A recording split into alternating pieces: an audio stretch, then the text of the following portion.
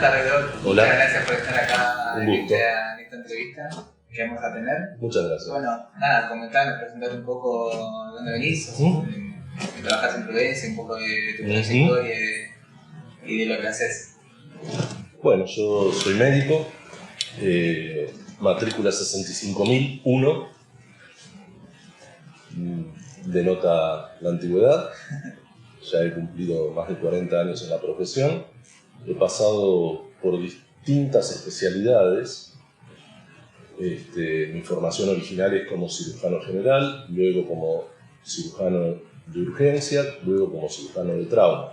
Y paralelamente hice la especialidad de medicina legal. Bueno, hoy estoy fundamentalmente abocado a la medicina legal. Trabajo en Prudencia, coordino la unidad médico-legal de Prudencia y me parece que lo que hay que hacer es definir qué es la medicina legal. Y es una disciplina diferente de las otras disciplinas dentro de la medicina. ¿Qué tiene de diferente?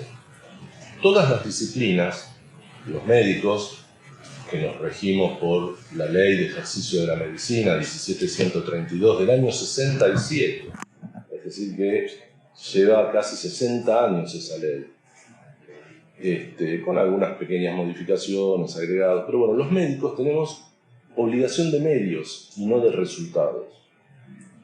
Esto, digamos, sería el corazón de nuestra profesión. Después está lo normativo, que lo da la ley.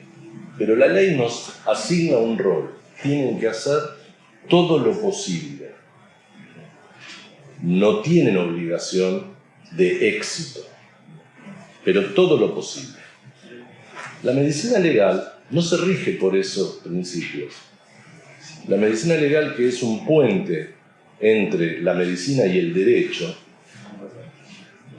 se rige por el principio de el hecho, la demostración del hecho. ¿La demostración cómo? Con los elementos que se disponen. El hecho ya ocurrió. Ahora estamos analizando lo fáctico. Y cuando hay un evento de mala praxis presumible, la justicia, a través del secretario, del fiscal, del juez, ¿qué intentan demostrar? Si ese hecho se hizo dentro del espíritu de obligación de medios y siguiendo las normas de la ley. Pero para eso necesito demostrarlo. Y para poder demostrarlo tengo solamente las herramientas que yo haya registrado durante el acto médico, durante el tratamiento, durante la etapa diagnóstica, durante todo el periodo en el que estuve a cargo de un paciente que depositó en mí la confianza para que llegue a un diagnóstico y un tratamiento. Ese es un poco el corazón del problema. Esto es lo que a mí me interesa transmitirle a aquellos profesionales que están muy abocados a lo asistencial, como yo estuve alguna vez, pero que no descuiden el aspecto médico-legal. Porque hoy se ha generado la industria del juicio de mala praxis, que es una industria muy, muy suculenta en cuanto a dinero, de la cual vive mucha gente. Y lo que antiguamente era una rareza, que un paciente denunciara, enjuiciara a un médico, tenía que ser... Una figura muy idealizada, el médico era el presidente. Sí. ¿Cuántos presidentes, antes de que los abogados tomaran esa posición, eran médicos?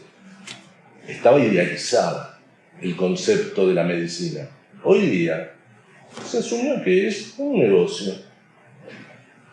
Y entonces, como todo negocio, si hay satisfacción, está todo bien. Si hay insatisfacción, vamos por el lado de la demanda, que también una palabra me gustaría, si me permitís,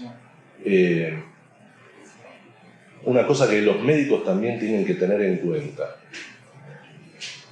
Los médicos, por nuestra formación, cursamos medicina legal, que es una materia de 4 semanas, en el marco de 7 años. Eso demuestra que no es un tema realmente importante. Yo considero que esto hay que reformularlo desde la escuela de medicina. La currícula, sí. Explicarle a nuestros médicos que no importa la especialidad que están haciendo, están dentro de un universo normativo que no deben burlar. Entonces, ¿dónde van a encontrarse ante una situación de denuncia? En el fuero civil, inicialmente, porque siempre, fuero civil, fuero comercial, siempre hay la voluntad de resarcimiento económico de un daño que no es económico, pero que tiene su representación económica, porque los intervinientes en el juicio, la actora, la demandada, los peritos, fijan un valor de discapacidad, un X. Esto está todo establecido en baremos. Y ese valor, ¿para qué se fija un 25% de discapacidad? Porque se cruza con la profesión, la edad, una serie, para cuantificar el daño. Claro. Entonces uno dice, empecé acá con esta demanda y ahora estoy en este punto debiendo 50 millones de pesos. Eso por un lado. La otra es que, salvo algunas circunstancias muy específicas en donde se va directamente al fuero penal, del fuero civil pueden surgir cosas en donde después aparezca la sugerencia, esto lo ganamos, pero yo iría también por lo penal. Sí. Y en lo penal, ahí ya es mucho más grave, porque ahí no es el seguro el que cubre el monto adeudado. Ahí es el profesional el que puede salir indemne, tener una suspensión de matrícula, tener una suspensión de por vida de matrícula o ir preso. Sí. Entonces esto hay que explicarlo crudamente, así como es, para que la gente comprenda, cuando digo la gente me refiero a los médicos, comprenda que la medicina hay que ejercerla con vocación, con los elementos que se disponen, con los adelantos, la modernidad, pero con el marco normativo, porque lo único que nos defiende y nos permite demostrar que hicimos todo lo que estaba a nuestro alcance hacer, está en ese marco normativo. Perfecto. Sí, completamente de acuerdo. Me parece un inicio para la charla buenísimo y súper completo.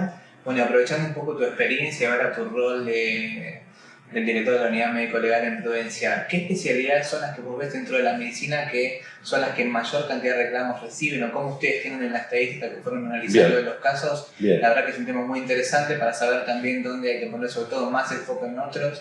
Y entiendo que tiene que ver con la parte quirúrgica, seguramente debe estar más a la cabeza que otros, pero bueno, está un poco dividido, ¿no? Bueno, contanos un poco de la experiencia en Prudencia, de lo que están viendo. Bueno, también todo depende desde dónde se lo mira. Claro. ¿Sí? Si se lo mira desde el lado del paciente, que se siente damnificado, se transforma en la parte actora de la demanda, si se mira desde el lado de la empresa de seguros, si se mira desde la institución médica en donde trabaja, ya sea en relación de dependencia o ya sea porque va a realizar sus procedimientos ahí, claro, y contrata las instalaciones. Y alquila quirófano, ¿sí? Entonces gira. Pero, para darte respuesta a tu pregunta, sí, yo les traje unos gráficos que entiendo que luego se anexarán a esta charla, a este video, analizando la casuística desde el año 2003. Tomamos 20 años. Fantástico. Para ver qué pasaba. Y tuvimos en 20 años en números redondos, después pueden entrar y ver la discriminación. 20.000 procesos. Es un número que, para nosotros los médicos que somos muy afectos a la bioestadística y al N, nos permite sacar conclusiones. Bueno, los procesos nosotros los tenemos divididos en denuncia de incidente, en mediación o en juicio. Es como ir de lo más leve a lo más... Es un hecho que puede traer aparejado a un futuro reclamo cuando llega un reclamo entablado en las instancias que comentó. Lo que sí hemos notado con el correr de los años es que hubo, a partir del 2015, un incremento notable del volumen, de ambos, de los tres. Y en esto, si vamos exclusivamente a los juicios, es decir, aquellos que el médico asegurado o la institución asegurada denunció el incidente, pasó esto y le avisamos al seguro para que analice el caso, para que empiece a tomar sus recaudos, para que nos asesore, nos ayude ante una eventual denuncia. ¿Sí? Esos, que eran la gran mayoría de las intervenciones, cuando han pasado a la instancia de mediación, en realidad las mediaciones es el cumplimiento de una etapa procesal, pero no hay muchas expectativas de resolución. A menos que haya un acuerdo económico muy sencillo y muy rápido entre las partes, pero el 90% de las mediaciones, si llegaban a esa instancia, van a juicio. Y cuando vamos a juicio, ahí también, o sea, analizando solo la columna de esa imagen que les dije anterior, que les adjuntábamos, vamos solo a los juicios, lidera traumatología. Lo sigue la obstetricia. Luego la cirugía general. Luego la emergentología. Cada uno tiene su porqué, cada uno tiene su explicación. Yo tiro los números. Y finalmente llega la clínica médica. Es decir, también se invitó al baile a los clínicos. Esto de que no, porque el clínico no hace, solo escucha, mira, palpa y medica. No, ahora ya también está invitado. Muchos por errores diagnósticos. Discutible, hay que ver, hay que demostrar que es un error. Lo tiene que demostrar la actora y yo tengo que demostrar que no hubo mala praxis. ¿Sí? Bueno, ahí está que me surge una consulta. ¿Cómo no? Seguramente a muchos que estarán pensando, siempre se hablaba de la especialidad anestesia. O sea, la anestesia en un momento, quizás hace varios años, estaba un poco más en el ranking, más arriba. Pero ¿por qué hoy no la nombrás como las 5 especialidades donde más cantidad muy buena pregunta, muy buena pregunta. Los anestesiólogos tienen particularidades. Todo el mundo los señala porque es la especialidad mejor paga, y entonces nos genera enojo. Sí. A aquellos que hemos sido cirujanos, decimos, traigo al paciente, lo opero, lo sigo, me banco el posoperatorio, ¿sí? Me banco las complicaciones y resulta que cobro la mitad de lo que cobra él, que estuvo 2 horas. Bien. Entonces eso trajo de la mano de que si sos anestesiólogo tenés dinero. Y si tenés dinero, te voy a ir en el civil.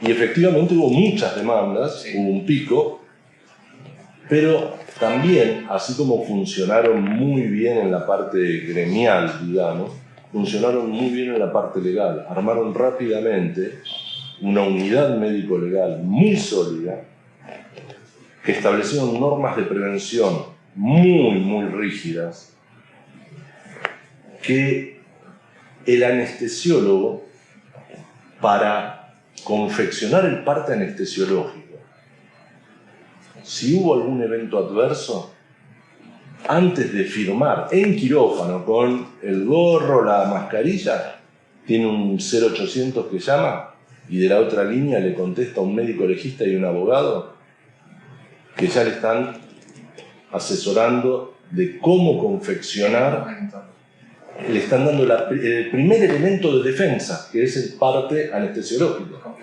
Y al final le dicen, no te olvides de haber hecho el consentimiento informado, porque también requieren consentimiento informado del anestesiólogo. Claro. Pero ya tienen un punto de partida, entonces también dentro de la industria del juicio vieron que ir contra el anestesiólogo no era negocio. Estaban más armados, más No preparados. era negocio, no era redituable.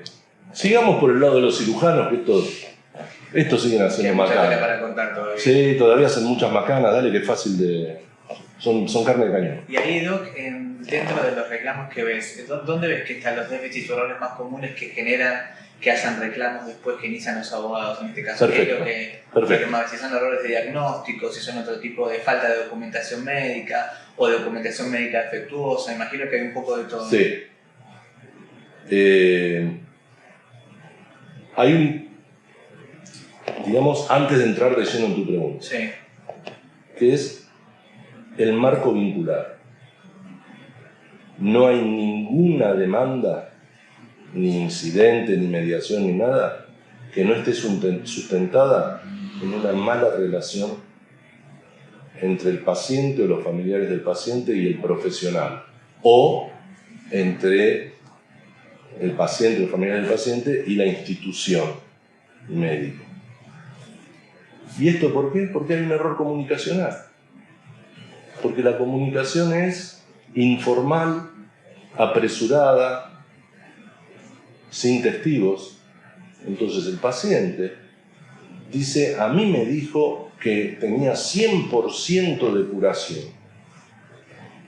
Y yo la única herramienta que tengo para decir que eso, que ningún médico jura, ni ofrece, ni promete un 100%, la única herramienta que tengo es un consentimiento informado, donde le digo que se va a realizar, que tiene este diagnóstico, se va a realizar este procedimiento y que los riesgos de ese procedimiento son este y este. ¿Sí? Sí. Con lo cual, yo le desarmo su estrategia, pero si no lo tengo, esa herramienta, y hay muchos médicos que en el afán de captar pacientes / clientes, ¿sí? Porque en definitiva también Sí, sí, sí. no deja de ser un cliente el paciente. Totalmente, es un contrato de alguna forma. Exactamente, hay un contrato de prestación y contraprestación. Totalmente. ¿Quién lo paga? Si lo paga el paciente, si lo paga la obra social, si lo paga el prepago, es otro tema. Sí. Si lo brinda la institución, si lo brinda el médico en carácter particular. Ahora, esto que es ofrecer resultados milagrosos, también es causa de denuncia. Entonces, ¿qué es lo que el médico tiene que hacer? Asegurarse que la comunicación sea asertiva. La comunicación tiene que ser escueta, cordial y completa. Ni de más ni de menos. Cordial porque, así como la medicina, dijimos antes, estaba idealizada y a nadie se le ocurría ir contra un médico, también hubo muchos médicos que consideraron que estaban por arriba, que estaban más cerca del cielo que de la tierra. Sí. Y entonces, ahí ya aparece también un quiebre en la comunicación. Es un profesional que le está informando con sus herramientas, su formación, lo que supone que tiene. Y que en ese caso, si se confirma, cabría hacer esto. ¿Y cuál es el pronóstico? Según las estadísticas mundiales, un 78% se cura y un 22% no. Ojalá, señor, usted esté dentro de ese 78%. Yo me sentiría muy feliz y usted y su familia más feliz todavía. Se acabó. No más información. Pero tengo que tenerlo el dato, ¿eh? Claro. Se supone que alguien que está atrás de un escritorio y con un guardapolvo sabe lo que está ofreciendo. Totalmente. Bueno, esa iba a la pregunta que quería hacer a continuación, que un poco ya hablaste. ¿Qué medidas de prevención o qué le podemos sugerir así sucintamente a los profesionales de la salud para tratar de ayudar a reducir la exposición a riesgo? Porque aún haciendo todo bien, entiendo que hay una industria del juicio, hay muchos abogados, colegas, que lamentablemente buscan sacar rédito de esto, a veces también con alguna complicidad de algún profesional o alguien dentro de las instituciones, pasa mucho, es comúnmente conocido y nada, pero ¿qué podés vos desde tu experiencia, desde tu rol, de tu lugar actual en la Unidad Médico-Legal de Provincia, sugerir como medidas preventivas a los médicos? Bueno, como dije al principio, nosotros trabajamos sobre hechos. Entonces, tanto el juez generalmente, en un altísimo porcentaje, no digo siempre, pero casi siempre, va a hacer lo que su perito de oficio informe. Es difícil que sea parte de un informe. Es muy difícil. A los peritos oficiales los podrá impugnar la actora, impugnar la demandada, la citada en garantía, lo pueden impugnar todos. Pero lo que el perito diga y cierre en las respuestas a las impugnaciones, a las aclaraciones, es muy raro que el juez... Entonces, ¿qué hay que darle? No hay que trabajar pensando en el médico legista del seguro y en el seguro. Hay que pensar de qué manera yo al paciente le ofrezco mi saber y ante la eventualidad de un incidente adverso que se traduzca en algo judicial, el perito oficial, que es por sorteo, casi no conozco ningún caso en donde se haya puesto a dedo un perito. Si lo hubo, yo no lo conozco. Entonces, es un anónimo. A lo sumo uno puede solicitar la especialidad del perito, porque es razonable que un perito de adultos se excuse ante un caso pediátrico o viceversa. ¿Qué elementos le tengo que dar al perito? Los hechos. Pero los hechos como relato verbal, no. Eso es la actora. La actora tiene derecho a decir que el médico la maltrató y le dijo que era gorda y fea. El juez a eso no le va a contestar nada. Ahora, si yo muestro la historia clínica, ahí está la clave. Ahí está la clave. Y cuando digo historia clínica, estoy hablando de la herramienta más importante que tenemos los médicos, que no es la robótica, la laparoscopía, la artroscopía y tantas IAs. La herramienta más importante que tenemos es la historia clínica, que también sufrió modificaciones con el tiempo.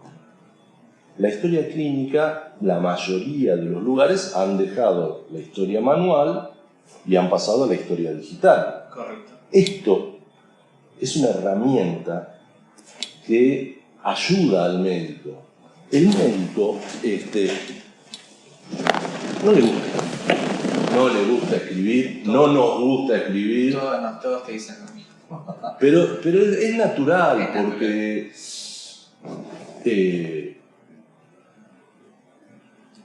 si uno pudiera no burlar cuestiones de individualidad y de secreto, lo ideal sería trabajar con un dictáfono.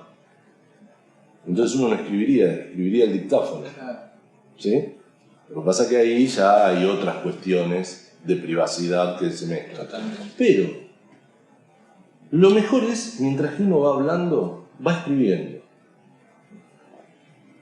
Bueno, ahí hay una pregunta que, perdón que te interrumpa, Sí. que nos han hecho los médicos en Madero cuando nos llaman para denunciar un siniestro, ver qué hago, y nos dicen, ahora, ¿yo le tengo que escribir todo o poco? ¿O hasta qué límite tengo que poner yo en esto de la clínica? Porque hemos encontrado cosas, viéndolo con los legistas de las compañías y demás, que te dicen, hay a veces exceso de información que no suma o hasta le puede restar o decís, esto no tiene nada que ver para vos consignarlo en una historia clínica? ¿Hasta dónde tengo que anotar yo? ¿Cuál es el límite? ¿O qué razones o qué medidas puedo tomar para saber hasta dónde tengo que escribir y hasta dónde no? Esto no, sin el afán de falsear la historia clínica, por supuesto que no, es solamente para ver hasta qué punto conviene o hasta qué punto es razonable transcribir lo que pasa con el paciente en la historia clínica, porque es el documento que después permite al médico y a la institución realmente defenderse de manera Hay dos instancias bien diferenciadas. Sí. Uno es el paciente ambulatorio, claro, y otro es el paciente internado. A mí me preocupa más el paciente ambulatorio, porque en general va a un consultorio en donde hay o una ficha de papel o una ficha de cartón o una hoja suelta, y el médico escribe para él, para acordarse después cuando venga o qué pidió, muchas veces con siglas, muchas veces con la letra que solo la entiende él, ilegibles, ¿sí? Escribe 3 palabras o pone BE, buena evolución, significa. Muchas siglas, sí. BE. Pero lo operaste hace una semana, le sacaste los riñones, el pulmón y el corazón, y hoy está BE,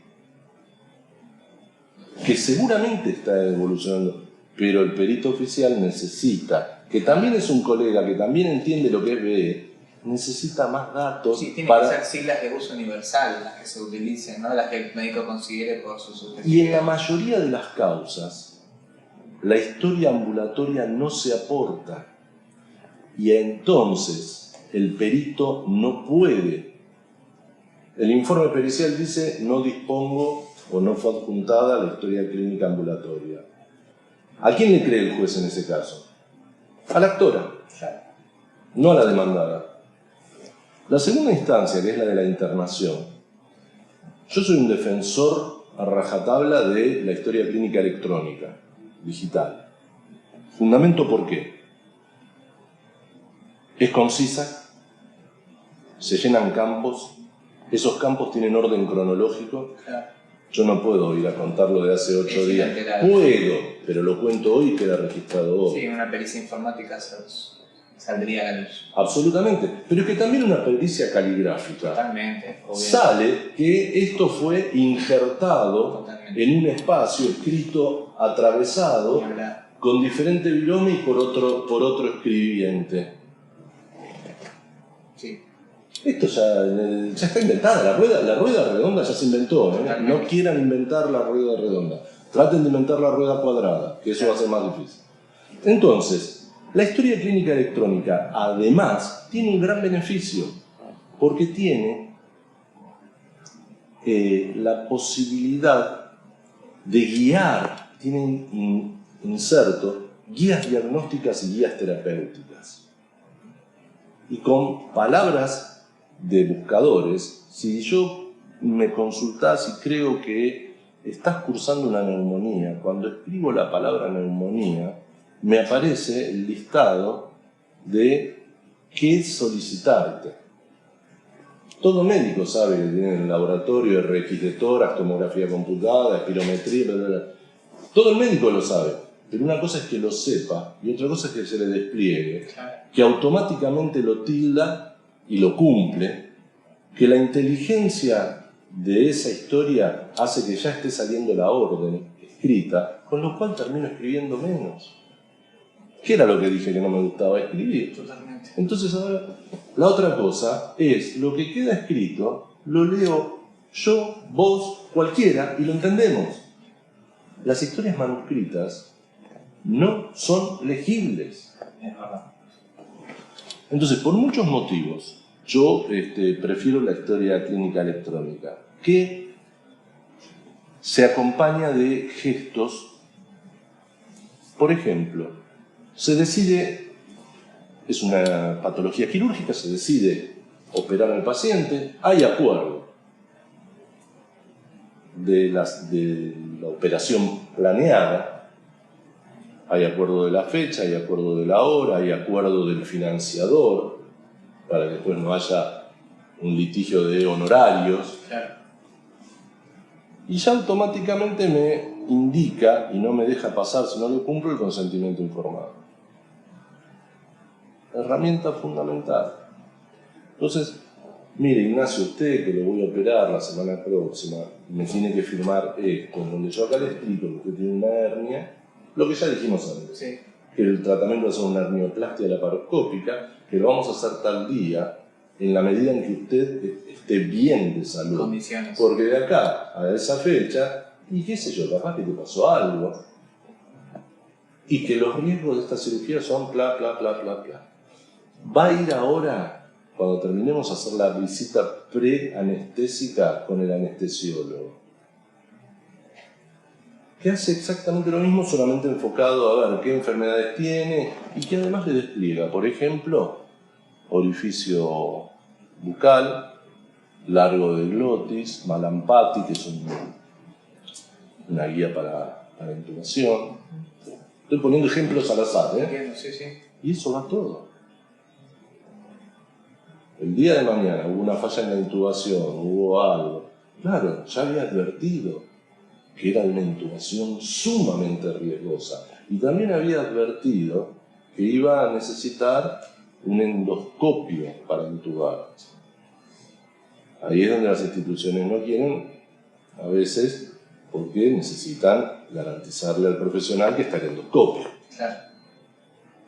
Bueno, pero estamos hablando de círculos virtuosos, Sí, totalmente. tratando de salir de círculos viciosos.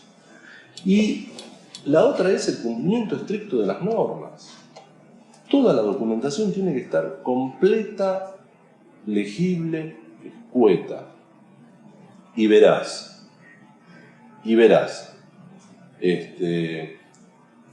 Y es la herramienta que va a permitir la defensa frente a un evento adverso. Hay cuestiones administrativas agregadas. No es infrecuente que requiera una autorización de la cobertura médica para realizarse determinado estudio. Claro. Bueno, si no está, se suspende la cirugía. Pero no la suspende el cirujano, la suspende la institución, Claro. porque no ha llegado. Todo esto tiene pasos que cumplirse. Es cumplir. Totalmente. Es manejar un auto a la velocidad que marca, permitida, es detenerse donde corresponde, darle el derecho de paso al peatón y no cruzar semáforos en rojo. Totalmente. Y Doc, tengo una consulta también que surge. ¿Cualquier evento adverso o situación conflictiva con un paciente amerita hacer una denuncia de incidente en la aseguradora? Sí, ¿O en algún absolutamente. caso consideras que no y es innecesario? ¿O es preferible que la compañía tenga conocimiento, se haga un análisis previo en el momento que llegue a una instancia de mediación o ulterior? Absolutamente. Estás más preparado en ese sentido. ¿O ayudas mejor en la defensa del médico? Así como recién dijiste que algunos médicos escriben de más, Sí. no es bueno, no es malo, ¿sí? En la medida que sea coherente lo que escriban. Claro, sí. ¿Sí? Sí, la consulta viene por decir, che, pero si yo denuncio demasiado a la compañía, no. voy a tener un montón de siniestralidad y después me van a querer cobrar No. de seguro mucho más porque yo denuncio todo lo que considero que ocurre y me pueda perjudicar en un No, futuro. porque la cercano. siniestralidad va de la mano de la demanda, Ahí está. no va de la mano del incidente. Esa es la respuesta. Entonces, yo prefiero un incidente de más. Una de las tareas de la unidad es categorizar, muy fácil, los incidentes en bajo, moderado y alto riesgo legal. Claro. Si el incidente no amerita preocupación, va a ser bajo. La institución, el sanatorio Madero, denunció 1000 y tiene 990 de bajo grado. Tiene 5 de moderado y los otros 5 de alto grado y solo tiene 5 demandas. Esa institución la cuido, la quiero. Claro. La quiero como cliente, Claro. visto del lado del seguro. Totalmente. Porque es los seguros de los vehículos, y uno está obligado a denunciar cualquier evento. Totalmente. Y a uno, ¿cómo le fijan el valor del seguro? Por año del vehículo, no le preguntan si tiene tapizado de cuero o tapizado. Bueno, a nosotros nos pasa lo mismo. ¿Cuántas camas tiene? ¿Cuántas consultas anuales tiene? Claro. ¿Qué girocama tiene? ¿Cuántas cirugías realiza? Eso es lo que nos interesa. Cuando vamos a la columna siniestralidad, no existe incidente. Claro. ¿Qué concepto tiene? Paga bien en término, ¿sí? Y denuncia todos sus incidentes. Es receptivo de las sugerencias, claro, porque los incidentes también sirven para eso, para sugerencias. Totalmente. Si uno ve que en determinada institución se reiteran los incidentes, porque el paciente cuando entra se cae porque el piso estaba mojado, bueno, tendrás que poner una persona ahí a secar o revisar por dónde pierde el agua. Totalmente. Es una oportunidad de mejora, pero no te afecta la póliza del año siguiente. Al contrario, te califica bien que estás vos usando tus herramientas. Son tuyas esas herramientas. Claro, totalmente. No son de la empresa aseguradora. Bueno, esa es una consulta que nos llega mucho a Madero como broker, que trabajamos mucho en praxis médica, y hay clientes muy reticentes a decir, bueno, pero yo no te quiero llevar el siniestro por esto que comentás. La respuesta que le damos es esa, va de la mano con la opinión tuya médico-legal, así que nos deja tranquilidad que estamos haciendo bien el trabajo. Y en ese sentido, un poco aprovechar para ya la última pregunta es, ¿considerás que charlas de prevención sobre algunas temáticas pueden ayudar a las instituciones para hablar sobre los médicos, a los cirujanos? ¿Y de qué temática te parece como clave para decir, bueno, acá tenemos que empezar a trabajar en prevención? ¿Por dónde empezamos a hablar? ¿Qué temática es como troncal para empezar de ahí en adelante a trabajar en algún programa de prevención de riesgos, seguridad del paciente y un poco en el reporte de incidentes? Perfecto. Yo te dije que todos los incidentes judiciales vinculados con la medicina tienen un trasfondo de falla comunicacional. Claro. Entonces, ¿qué considero que hay que hacer con los asegurados? Comunicarse. Claro. Pero la comunicación es ida y vuelta. Totalmente recíproca. Es recíproca. De parte del asegurado, tener la oreja abierta, un buen anotador para después recordar la tarea para el hogar, y de parte nuestra hay algo troncal que vos dijiste, que vos me dijiste cuál es, bueno, ¿qué es lo troncal y común a todos? El cumplimiento de las normas de la 17132. Claro, la ley de ejercicio de la medicina. Base. Las normas, porque nos llegan consultas que uno se queda asombrado. Y uno dice, pero esto, si puede realizar tal cirugía. No podés. Si el paciente se niega a ser invadido en su etapa terminal. Esta es una pregunta muy frecuente. Sí. Los familiares quieren y el paciente no quiere. ¿Está lúcido? Sí. Manda, pues, otra ley, derechos del paciente. Claro. Mándalo del paciente. Totalmente. ¿No está lúcido? Mándalo de los familiares. Por supuesto, muy ¿Sí? importante. Este tipo de cosas que son base, ¿las saben los directores de los sanatorios? Sí. ¿Las saben los jefes de servicios? Sin duda. ¿Lo sabe el médico de guardia del sábado a la noche que vino de reemplazo porque el otro se fue de vacaciones o se le enfermó el nene? Capaz que sí, capaz que no. Claro. Pero ¿y cómo chequeo yo? Porque a mí me interesa que la guardia esté cubierta, desde luego. Yo quiero que mi institución tenga la guardia cubierta. Pero cubierta no significa tener un señor de guardapolvo que dice ser médico. Claro. Significa que ese señor pasó por una oficina de recursos humanos, mostró, porque esta es otra de las fallas de las instituciones, no certifican que el profesional sea médico. Y hay muchos juicios por falso galeno. Claro. Muchos, muchos más de los que la gente cree. Sí, sí. Y esto es muy sencillo, porque necesitas una persona que pregunte: señor, ¿me da su matrícula? Claro. Ah, usted, Ignacio, es matrícula tanto.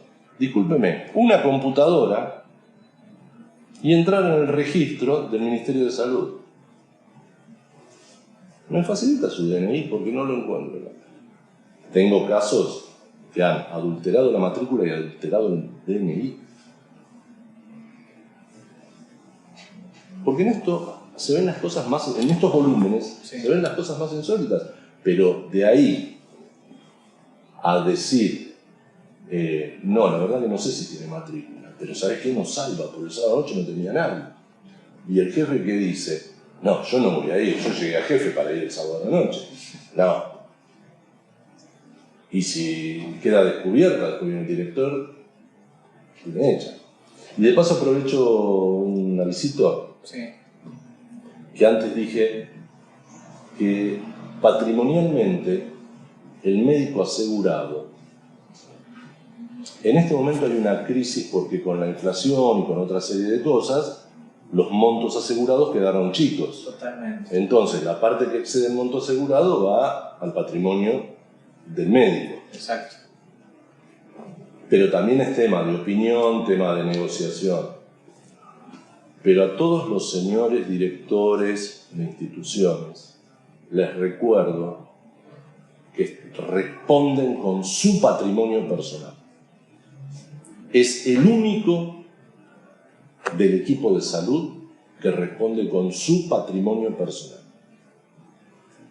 Razón por la cual yo, que he dirigido varias instituciones de salud, lo que siempre pedía era adentro de la norma y todo escrito. Totalmente. ¿Sí? Y si viene un bienvenido el colega nuevo, pero que confirmemos que es colega, y una vez que lo confirmamos le decimos: acá se trabaja así. No porque yo en mi hospital de base me enseñaron que la historia clínica. No, acá se trabaja así. Y ahí es donde nosotros ofrecemos nuestra colaboración. ¿Quieren trabajar juntos un consentimiento informado porque tienen determinada población particular? Existen las particularidades. Totalmente. ¿Sí? Con mucho gusto. ¿Quieren trabajar en el checklist fundamental? Tenemos muchas demandas, muchas más de las que uno imagina. Sí. Lo que se llama error de lado. El señor vino a operarse de la rodilla izquierda y salió operado de la derecha. Lo hemos visto un montón. Un montón. Y uno pasa dice: mucho pero más de lo que uno piensa. mucho. Increíblemente, pero pasa. Ahora, ¿qué falló ahí? El proceso. ¿Qué proceso? El de decir: leo del médico, leo antes de cada cirugía, nombre y apellido, diagnóstico de la institución, antes de entrar al quirófano. Señor, su nombre: Ignacio. ¿De qué se opera? De la rodilla izquierda. Metas de seguridad del paciente. Checklist. Es básico, un checklist. Checklist. Un simple análisis que te evitaría un gran porcentaje de reclamos. Y la otra cosa que parece que, no sé, por ahí tecnológicamente es muy difícil de realizar. La enfermera de la habitación donde está el señor que va a ir a quirófano, cuando le dicen rodilla izquierda, ¿le cuesta mucho con un fibrón marcarle la izquierda? Claro. Cosa de que si el señor falló la enfermera de quirófano y no le hizo el checklist, cuando el médico destapa al paciente ve que tiene marcada la izquierda. Claro. Usted sabe que es la izquierda. Ejemplos, ¿no? Sí. Te estoy... No, y qué importancia también me quedo con lo que decías antes de parte de la aseguradora en mencionar el tema de los montos de cobertura. Es un tema que a veces los médicos no le dan tanta importancia o prefieren, bueno, veamos el costo, paguemos menos. Realmente tiene que ver porque hay un incremento que lo vimos mucho, montos de reclamo exponencial, y en los casos en que hay sentencia condenatoria que son más que antes, y no sé si vos también lo ves en prudencia, los montos son mucho más elevados. Si ya hay un monto de 5 millones, 10 millones, puede ser ínfimo frente a la especialidad que cada uno tenga. Así que me parece importantísimo que dejes este mensaje Sí. también de trabajar en la actualización de montos. Hoy, de hecho, con la realidad que nos toca vivir en el país de inflación y de incremento de reclamos, estamos, al menos de Madero, proponiendo ajustes durante la misma vigencia de la cobertura. Absolutamente. No quedarte con la suma inamovible desde que empezó tu vigencia. Nos tocan casos que empezamos la vigencia, no sé, en agosto del año pasado y a hoy está totalmente desactualizado. Aunque tu monto de cobertura hubiera estado bien en agosto del 2023. Solamente por una cuestión de inflación, solamente por un incremento Sí. de reclamos, ya queda desactualizado. Sí. Es importante que recalquemos la importancia de que los montos de cobertura Sí. se vayan a... Y además, coincido 100%, pero además te agrego, yo veo causas que empezaron en el 2019. Claro. La demanda era por 10 millones de pesos, que en el 2019 era una cifra enorme. Considerar. Hoy casi que en una mediación decís, sí, la hago, Claro. por la devaluación. Totalmente. Pero no son pasibles de devaluación las demandas, sino que son de actualización. Totalmente. Esa demanda hoy mínimo son 50 millones de pesos. Claro. Si no puedo defender, yo perito oficial, profesión que también ejercí, yo perito oficial, no puedo defender al colega y lamentablemente el juez sentencia, no lo va a sentenciar con 10 millones, lo va a sentenciar con 50 y cuando vaya y vea que su póliza lo cubre hasta 5 millones, todo lo demás es su departamento, su auto, ¿sí? O su matrícula. Totalmente. O su matrícula. ¿De qué vivimos nosotros los médicos? De nuestra matrícula. Y además a eso te agrego otra cosa. En el 2019, 10 millones. El mismo daño, la misma secuela, la misma discapacidad. Hoy arranca en 50 millones. Claro. Dentro de 2 años, ojalá hayamos alcanzado la estabilidad económica, macro, micro, pero que estemos estables y sigan siendo 50. Pero ya aprendimos que los 50 de hoy son los 100 de mañana. Sí. Entonces, el productor te está diciendo, la aseguradora te está diciendo, trabaja bien, cubrite, dormí tranquilo. Hacele caso, a menos que vos seas, Sí, ames el riesgo. valerse el asesoramiento que le dan todos estos intermediarios, porque el médico se tiene que sentir acompañado por una compañía que trabaja en el mercado hace mucho, que tiene especialistas en el riesgo, que trabaja con productores que también están en esto hace mucho tiempo. La verdad que es un conjunto, un equipo interdisciplinario Absolutamente. que colabora en principalmente ponerse de cara al asegurado, ayudar al asegurado que la defensa sea lo mejor posible. Y obviamente que salga exonerado, que no tenga que pagar nada, y cuando hay que poner dinero o sumas, está la cobertura. Pero justamente, cuanto más actualizada esté la cobertura, mejor va a estar protegido, sumado a todas las medidas preventivas que se pueden lograr. Creo que este conjunto, como corolario de esta charla, así ya vamos terminando y no te robamos más tiempo, No, muchas gracias. me parece importantísimo dejar esto en claro, que bueno, la medicina es algo que se tiene que ejercer a conciencia. Hoy, lamentablemente, todo lo que es el registro documental es importantísimo. Fundamental. Yo soy abogado, no soy médico, pero todo lo que no está en el proceso para después no existe. Todo lo que no se puede dar en el proceso, acreditar, probar elementos probatorios. Y hoy hay una teoría que se llama las cargas probatorias dinámicas, donde a veces ponen en cabeza del profesional tener que acreditar más que hizo todo bien antes que la actora acredite el daño que le generó. Entonces, hoy hay una tendencia que está un poco cambiando, está mucho más províctima en ese aspecto y hay muchas más condenas que antes. Entonces, todo esto que hablamos creo que conlleva a que se tome un poco de conciencia en que Sí. el ejercicio de medicina hoy tiene que también tomarse de este lado. Así que nada. Yo como corolario, ya que usaste ese término, Sí. te quiero agradecer la oportunidad de la charla, Por favor. ofrecerme a seguir colaborando, interactuando con mis colegas, porque en definitiva Totalmente. para eso lo hago. Y con una definición, si un colega tiene la desgracia de ser encausado, ¿qué es lo que le conviene? Salir indemne. ¿Y al broker le conviene que su asegurado salga indemne o tener que pagar? a la empresa aseguradora le conviene que su asegurado salga indemne o tener que pagar. A todos nos conviene lo mismo. Por supuesto. Trabajemos juntos, es un equipo. Trabajemos en equipo, totalmente. Bueno, muchas gracias. Al contrario, un placer. Hasta la próxima.